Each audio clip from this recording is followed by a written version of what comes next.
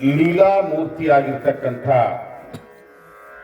ದಾನೇಶ್ವರಿ ಲೋಕ ಸಂಚಾರವನ್ನ ಮಾಡ್ತಾ ಆ ಮಾತೆ ಶ್ರೀಶೈಲ ರಾಮೇಶ್ವರ ಸುತ್ತ ರಾಮೇಶ್ವರದ ರಂಗರಾಯನ ಪಾರ್ಶ್ವವಾಯುವನ್ನ ಹೋಗ್ಲಾಡಿಸ್ತಾಳೆ. ಆಗ ರಂಗರಾಯ ದಂಪತಿಗಳು ಪರಮ ಪೂಜ್ಯ ದಂಪತಿಗಳು ಈರ್ವರನ್ನ ತಮ್ಮ ಮನೆಗೆ ಆಮಂತ್ರಣ ಮಾಡ್ತಾರೆ. ಏಯ್ ಗುಡಿ ಆಮಂತ್ರಣ ಮಾಡ್ತಾರೆ. ಅವಾಗ ತಾಯಿ ಹೇಳ್ತಾಳೆ, ಲಿಂಗಧಾರಿಗಳಲ್ಲದವರ ಮನೆಗೆ ನಾನು ಬರೋದಿಲ್ಲ. ಆವಾಗ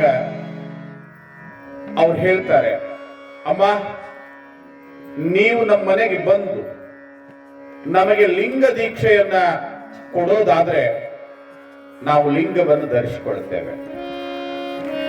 ಈಗಾಗಲೇ ರಂಗರಾಯನ ಕೊರಳಲ್ಲಿ ಜನಿವಾರ ಇರುತ್ತದೆ ನೋಡಿ. 12ನೇ ಶತಮಾನದ ಅಂತ್ಯ ಭಾಗದಲ್ಲಿ ದಾನಮ್ಮನ ಕಾಲಘಟ್ಟ, ಮುಂದೆ 15ನೇ ಶತಮಾನದಲ್ಲಿ ತೋಂಟದ ಸಿದ್ಧಲಿಂಗ, ಅಲ್ಲಿಯವರೆಗೆ ವೀರಶೈವ ಸಾಹಿತ್ಯವನ್ನ ಒಂದು ಕಡೆ ಸಂಪಾದನೆ ಮಾಡ್ಲಿಕ್ಕೆ ಆಗಿರಲಿಲ್ಲ.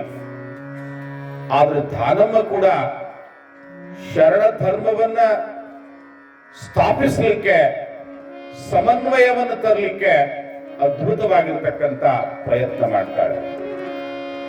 ಜನಿವಾರಧಾರಿಯಾಗಿರ್ತಕ್ಕಂಥ ರಂಗರಾಯನಿಗೆ ಆತನ ಜನಿವಾರವನ್ನ ತೆಗಿಲಾರ್ದನೆ ನೀನು ಹುಟ್ಟಿರ್ತಕ್ಕಂಥ ಆಚರಣೆಯನ್ನು ಬಿಡಬೇಡ, ಆದರೆ ಗುರುಲಿಂಗ ಜಂಗಮದ ಸಾಕ್ಷಿಯಾಗಿ ಬದುಕ್ತಾ ಇರ್ತಕ್ಕಂಥ ಈ ಧರ್ಮವನ್ನು ಕೂಡ ಬಿಡಬೇಡ ಅಂತ ಲಿಂಗಧಾರಣೆಯನ್ನು ಮಾಡ್ತಾಳೆ. ಯಾಕೆ ಈ ಮಾತನ್ನ ಸ್ವಲ್ಪ ಒತ್ತು ಕೊಟ್ಟು ಹೇಳಬೇಕಾಗಿದೆ ಅಂತ ಹೇಳಿದ್ರೆ, ದಕ್ಷಿಣ ಭಾರತದ ಅನೇಕ ರಾಜ್ಯಗಳಲ್ಲಿ ಅಷ್ಟೇ ಏಕೆ ನಮ್ಮದೇ ಆದ ಮೈಸೂರು ಪ್ರಾಂತಗಳಲ್ಲಿಯೂ ಕೂಡ ಜನಿವಾರವೂ ಇರ್ತದೆ, ಲಿಂಗವೂ ಇರ್ತದೆ. ಧರ್ಮದ ವಾಕ್ಯವೇ ಅದೇ, ಅಭೇದ್ಯ ಮಿದಂ ದರ್ಶನಂ ಅಂತ. ಧರ್ಮ ಅಂದ್ರ ಭೇದವಿಲ್ಲಾರ್ದು. ನದಿಗಳು ನೂರಾರು, ಹಳ್ಳಗಳು ನೂರಾರು, ತೊರೆಗಳು ಸಾವಿರಾರು, ಅವೆಲ್ಲವೂ ಹರಿದು ಹೋಗೋದು ಎಲ್ಲಿಗೆ ಅಂತ ಹೇಳಿದ್ರ ಸಮುದ್ರಕ್ಕೆ. ಎಲ್ಲ ಧರ್ಮಗಳು, ಎಲ್ಲ ದಾರಿಗಳು, ಎಲ್ಲ ಪಂಥಗಳು ಹೋಗೋದು ಎಲ್ಲಿಗೆ ಅಂತ ಹೇಳಿದ್ರ ಪರಮಾತ್ಮನ ಪಾದದಡಿಗೆನೆ.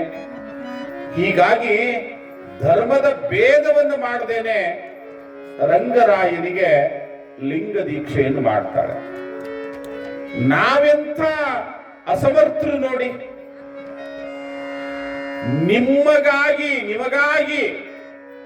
ಜಂಗಮರಾಗಿ ಹುಟ್ಟಿ ಬಂದಿದ್ದೇವೆ ನಾವು. ನಮ್ಮ ಮಕ್ಕಳಿಗೆ ನಮಗೆ ಲಿಂಗ ಕಟ್ಟಲಿಕ್ಕೆ ಆಗ್ತಾ ಇಲ್ಲ. ನಾವೆಷ್ಟು ಅಸಮರ್ಥರು. ಒಬ್ಬ ಶಿಕ್ಷಕರು ನಮಗೆ ಕಲಿಸಿರ್ತಕ್ಕಂಥ ಒಬ್ಬ ಸರ್ YB ಹೊಲೇರ್ ಅಂತ ಹೇಳಿದ್ರು, ನಮ್ಮೂರವ್ರೆ. ಏನಾದ್ರೂ ಪಾಠ ಹಾಕಿಕೊಟ್ರು ಅಂದ್ರೆ ನಾವು ಅದನ್ನು ಸರಿಯಾಗಿ ಮಾಡ್ಕೊಂಡು ಬಂದಿದ್ದಿಲ್ಲ ಅಂದ್ರೆ ನಮಗ್ ಹೊಡಿತಿದ್ದಿಲ್ಲ. ಅವರು ಅವರೇ ತಮ್ಮ ಕಪಾಳ ಹಿಡ್ಕೊಂತಿದ್ರು. ಅದನ್ನ ನೋಡಿ ನಮಗ್ ಬಹಳ ಕೆಟ್ಟ ಅನಿಸ್ತಿತ್ತು. ಯಾಕಂದ್ರೆ ತಾಯಿಗಿಂತಲೂ ಹೆಚ್ಚು ಮಮತೆಯನ್ನು ಕೊಡ್ತಾ ಇದ್ದ ಪುಣ್ಯಾತ್ಮ. ನಮ್ ಕೊಂಡೂರಿನವ್ರೆ ಯಮ್ನಪ್ಪ ಮಾಸ್ತರು ಅಂತ ಕರಿತೀವಿ. ನಮಗ ಒಪ್ಸಿದ ಪಾಠ ನಾವು ಮಾಡ್ಕೊಂಡು ಬರಲಿಲ್ಲ ಅಂದ್ರೆ ತಾವ ಕಪಾಳ ಹಿಡ್ಕೊಂತಿದ್ರು. ಹಂಗ ನಾವು ಜಂಗಮರಾಗಿ ಹುಟ್ಟಿದೀವಿ. ನಮ್ಮದೇ ಆಗಿರ್ತಕ್ಕಂಥ ಸಂಸಾರ ಮಾಡಬಾರ್ದಂತಲ್ಲ, ಮಾಡ್ಲೇಬೇಕು. ಮಾಡ್ಲಿಕ್ಕಂದ್ರೆ ನೀವು ಕೇಳ್ತೀರ, ಮಠ ಮಾರಿ ನಮ್ಮನ್ನ ಮಾರು ಮಕ್ಕಳನ್ನ. ಆದ್ರೆ ಯಾವ ಧರ್ಮದಲ್ಲಿ ಹುಟ್ಟಿರ್ತೇವೆ ಆ ಧರ್ಮದ ಆಚರಣೆಯಲ್ಲಿ ಇವತ್ತು ನಾವೇ ಎಡುತ್ತಾವಿದ್ದೀವೇನೋ ಅಂತ ಅನಿಸುತ್ತೆ ನನಗೆ. ನಮ್ಮ ಭಕ್ತರಿಗೆ ಲಿಂಗಾಯತರಿಗೆ ಲಿಂಗ ಕಟ್ಲಿಕ್ಕೆ ಆಗ್ತಾ ಇಲ್ಲ. ಇವು ಎಲ್ಲೆಲ್ಲ ಹೊಂಟ, ಒಂದ್ಸಲ ಬಿಳಿ ಬಟ್ಟೆ ಉಟ್ಕೊಂಡು ಹೋಗ್ತಾವ್, ಒಂದ್ಸಲ ಕರಿ ಬಟ್ಟೆ ಉಟ್ಕೊಂಡು ಹೋಗ್ತಾವ್, ಒಂದ್ಸಲ ಏನೇನೋ ಮಾಡ್ಕೊಂಡು ಹೋಗ್ತಾವ್. ಅದಕ್ಕ ಸೌದತ್ತಿ ಎಲ್ಲವ ಶ್ರೀಶೈಲ ಮಲ್ಲಯ್ಯಗೆ ಪತ್ರ ಬರೆದ್ರಂತ, ಯಪ್ಪ ನನ್ನ ಬಲ್ಲಿ ಬಂದೂಕ ಗಂಡಸರನ್ನ ಹೆಂಗಸರು ಮಾಡ್ತೀನಿ, ಹೆಂಗಸರು ಗಂಡಸರು ಮಾಡ್ತೀನಿ, ತಲೆ ಜಡಿ ಹಿಡಿದು ಯುವಕರನ್ನ ಜುಟ್ಟ ಹಿಡಿದು ಬಡಿತೀನಿ, ಆದ್ರೂ ನನ್ನ ಬಲ್ಲೆ ಓಡಿ ಬರ್ತಾವ ಯಪ್ಪ, ಮೂಲ ಪುರುಷ ನೀನು, ನಿನ್ನ ಬಲ್ಲಿ ಬರೋದಿಲ್ಲ ಇವು ಅಂತ ಪತ್ರ ಬರೆದ.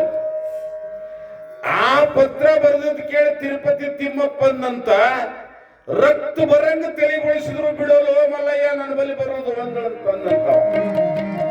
ಹಂಗ ನಮ್ಮ ಮಕ್ಕಳು ಇವತ್ತು ಎಲ್ಲೆಲ್ಲೋ ಹೊಂಟಾವ, ಗುಡ್ಡ ಏರುಕಾವು, ಬೆಟ್ಟ ಏರುಕಾವು, ಹೋಗಾಗ ಬಾಳ ಚಂದ ತಂಪನ್ಯಾಗ ಮಕ್ಕೊಂಡು ಹೋಗ್ಕಾವು, ಬಡ್ಡಿ ತೊಯ್ದು ಬಟ್ಟಿನೇ ಹಾಕೊಂಡು ಹೋಗ್ಕಾವು, ಒಳ್ಳೆ ಗುಡ್ಡ ಇಳ್ಯಾಗ ಒಂದು ದಾಬಾ ಸಾಲಾರ್ದಂಗ ಕುಡ್ಕೊತೂರಿಗೆ ಬರ್ತಾವ. ದಿನಮನ ಬದಲಿಲ್ಲ, ಈಗಿನವರ ನಡತೆ ಸರಿ ಇಲ್ಲ. ಮದುವೆ